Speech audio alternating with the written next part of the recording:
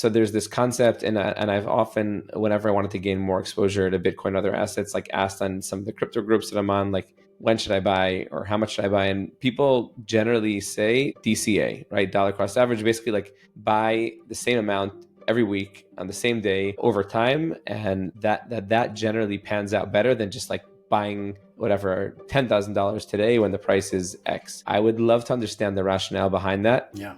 So it's a great question. I mean, when we have a look mathematically over time at what is more optimal, it depends on what we expect the market to do over the long term. So if we look at the S&P 500, we've traditionally seen it go up. And if we expect it to continue to go up, regardless of the short-term price movements, but we expect that over the next 20 years that it's going to go up significantly in value. And in any one particular year, it goes up 75% of years, the market goes up rather than goes down. When you look at the analysis, putting your money in as a lump sum usually turns out better than dollar cost averaging, which is a surprise to many because dollar cost averaging is the thing that everybody talks about. And the reason why that's the case is because when you have a look at the period of time between if you were dollar cost averaging when you'd first put it in and when you'd put the last dollar in, there's maybe a year in between or some period of time in between when the rest of the money is sitting in the bank. And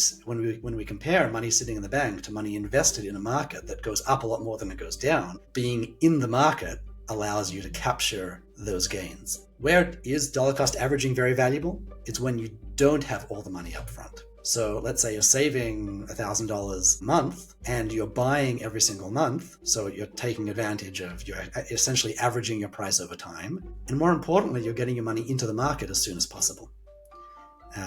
Now, putting a lump sum into the market at once can be a scary thing. Because even though more often than not it will benefit you, it could be the case that you're buying right before a huge dip. And if you would have waited and put in maybe 25% today and 25% tomorrow and 25% the day after, then at least if there's a dip, you say, okay, I've put in a little bit of money. So psychologically it helps.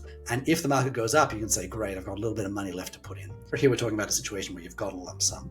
Dollar cost averaging is much easier psychologically, but we don't want to spread out over too long a time because then you've got the money just sitting in the bank doing nothing.